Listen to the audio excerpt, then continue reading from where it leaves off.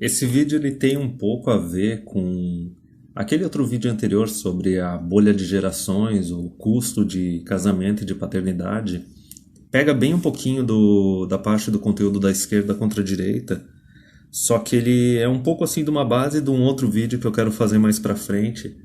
Só que quem já leu um pouquinho mais a respeito do ciclo assim do feminismo, até o Third Flying Monkey tinha aquele vídeo dele lá da teoria dos ciclos do patriarcado, né? De um patriarcado violento para um patriarcado benevolente, aí um período de feminismo e depois um período de misandria. Mas eu não vou me aprofundar muito nisso, mas é aquela ideia de que o feminismo ele é um problema que se autocorrige, porque ele não se sustenta, né? Ele vai aumentando o tamanho do governo, vai aumentando a carga tributária e escravizando todo mundo. E chega uma hora que quando o governo não está mais bancando ele nem defendendo ele, não tem mais como ele se manter. Tanto que se tu vai estudar um pouco a respeito, eu tenho até alguns vídeos assim de canais que não são MGTOW. É aquele pessoal dos escépticos e dos libertários e tudo mais.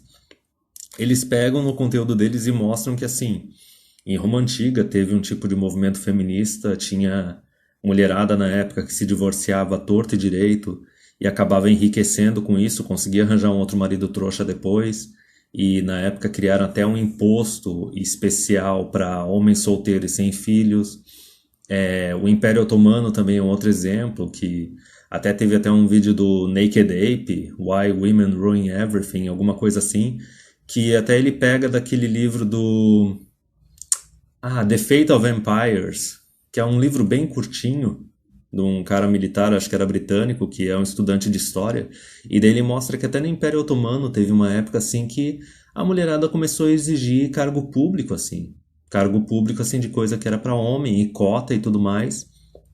E pelos registros históricos viram que até começou a aumentar a criminalidade, chegou um momento que mulher não podia andar desacompanhada na rua e tudo mais. Mesma coisa que está acontecendo na Europa hoje em dia com os imigrantes.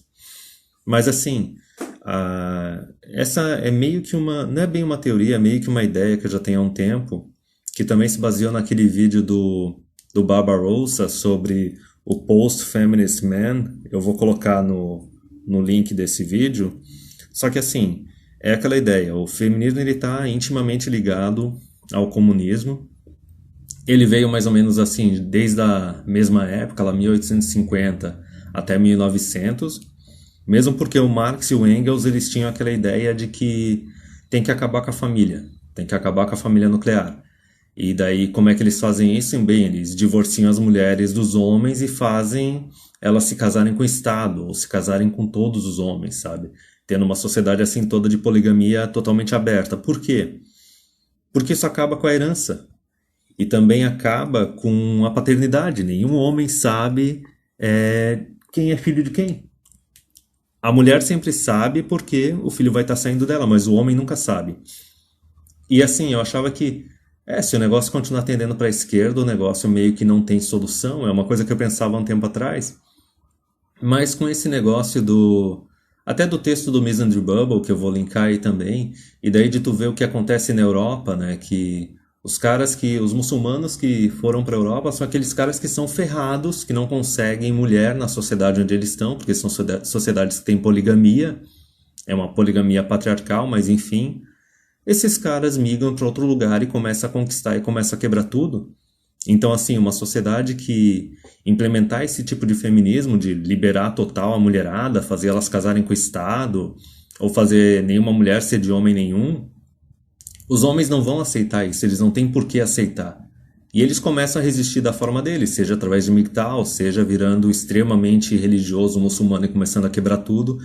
E é uma coisa que não se sustenta porque uma hora o dinheiro do Estado termina ou os escravos que estão bancando tudo começam a quebrar tudo.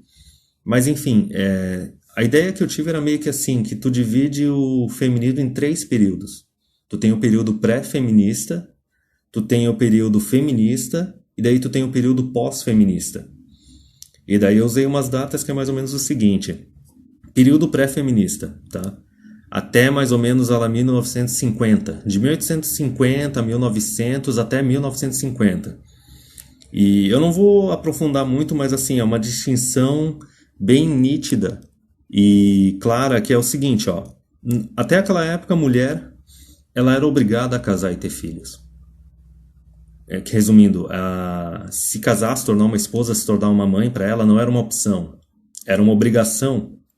Mesmo porque a mulher ela só podia trabalhar e estudar se ela tivesse permissão do marido ou permissão do pai dela, se ela fosse solteira. Ela não tinha opção, ela tinha que pedir permissão para trabalhar e estudar. Só que a parte assim de casar e ter filhos era obrigação. E daí, por outro lado, o homem era obrigado a sustentar a mulher, só que ele podia mandar na mulher. É aquela parte que o DDJ fala do contrato social. Existia um contrato social entre homem e a mulher. A mulher ia dar algo pro cara e o cara ia dar algo para ela, entendeu? Ela ia ser fiel, cuidar da casa do cara e se comprometer a dar filhos para ele, e o cara também ia se comprometer a ser fiel e cuidar dela e cuidar dos filhos durante o resto da vida. Só que a responsabilidade dele era correspondida, né? Ele recebia autoridade com isso. Aí tu tem o período feminista. O período feminista eu classifico como 1950 até ali o ano 2000. É aquele período que, por causa de anticoncepcional e por causa de camisinha e outras formas de contraceptivos, a mulher ela não precisa mais casar e ter filho. É uma opção, entendeu?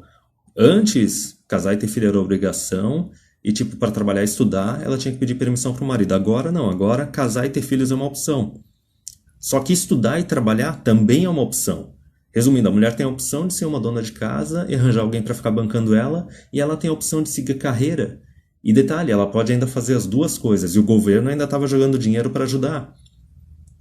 E daí, a partir desse período lá de 1950 até o ano 2000, o homem ele não só ele não manda mais, e como a gente já discute na comunidade, por causa do divórcio ele não tem mais a guarda da criança, como ele ainda era obrigado a sustentar a mulher. Lógico que aqui no Brasil, né, não tem aquele alimônio pro resto da vida, mas na Europa e nos Estados Unidos ainda tem, e é uma coisa absurda, entendeu? E tinha muita gente que se casava jovem sem saber a arapuca que estava se metendo. Então esse é o período feminista, a mulher tinha a opção dos dois lados, tudo quanto é opção e o homem continuava sendo obrigado a sustentar, 1950 até ano 2000. O que eu chamo assim de período pós-feminista é depois do ano 2000, que é o seguinte, o homem ele não manda mais, só que ele não é mais obrigado a sustentar a mulher. Mesmo porque as mulheres estão aí há 50 anos seguindo a carreira delas e tendo o dinheiro delas, e tem muito país que não tem aquela pensão para ex-mulher que é pro resto da vida. É uma coisa temporária ou não existe, entendeu? Então tá, o homem ele não manda mais, só que também ele não é obrigado a sustentar a mulher. Ou até mesmo faz um filho assim na união estável, sem nem estar morando junto, nem nada disso, e daí não entra aquela parte da lei dele ser obrigado a sustentar ela. Logicamente não tem a guarda, que é uma injustiça, mas é aquela coisa. Pensão é para sustentar a criança. E a partir ali do ano 2000, a mulher ela tem a opção de ser uma dona de casa se ela conseguir encontrar aquela fatia mínima de homem que tem grana pra caramba e tá disposto a ter uma dona de casa, uma mulher que não se sustenta, e o cara tem que ser muito trouxa para aceitar isso hoje em dia. Então assim, ela já não tem tanta opção de se casar e ser uma dona de casa, e agora a parte de estudar e trabalhar que antes para a mulher era uma opção, é uma obrigação. Entendeu? Tem muito cara que simplesmente, a mulher não trabalha, não estuda, o cara não vai se relacionar com ela, tipo, dane-se, se vira, entendeu? E é aquele detalhe, né? A mulher, ela precisa muito mais do homem do que o homem precisa da mulher. E eu vou linkar o artigo do Misandry Bubble, é para quem entende inglês, é uma leitura bem extensa, e assim, ó, o cara escreveu um negócio em 2010, ele meio que previu assim o que ia acontecer até 2020, assim, ó, o cara acertou muita coisa. E eu vou linkar também esse vídeo do Barbarossa que deu essas ideias, é um videozinho bem curto também em inglês. Tem outro do Sargon que é interessante, que é sobre essa ideia assim da liberação, assim, do como o feminismo libertou o homem para assim, o cara também não ter aquela pressão social e não ser obrigado a sustentar a mulher. E se ele quiser viver solteiro de boas ou viver com amigos e sair pegando mulher, é aquela coisa, né? O sexo fora do casamento também perdeu o estigma, isso também beneficiou o homem. Só que assim, ó, tanto o artigo do Misandry Bubble quanto um comentário que eu vi acho que foi num TFM 420 nesses últimos tempos, eles diziam a mesma coisa, que agora a gente tem essa geração de mulheres assim, geração Z e a geração que tá nascendo assim ainda mais nova. E o cara falou o seguinte, que As mulheres dessas gerações mais novas, elas vão olhar para as mulheres das gerações anteriores, assim, Baby Boomer, geração X e geração Y, e ele falou que elas, literalmente, elas vão ter ódio dessas mulheres por elas terem estragado um negócio que estava tão lucrativo e tão bom para elas, entendeu? De não ter mais tanto homem disposto a dar uma vida fácil para elas. E até o Stefan Molyneux falou de uns vídeos a respeito disso há muito tempo atrás, né, de que a mulher ela não tem mais aquela opção de estudar, ou a opção de ser dona de casa. Hoje em dia ela é obrigada a se sustentar e talvez se ela tiver sorte ela vai ser dona de casa, ela vai ter filho.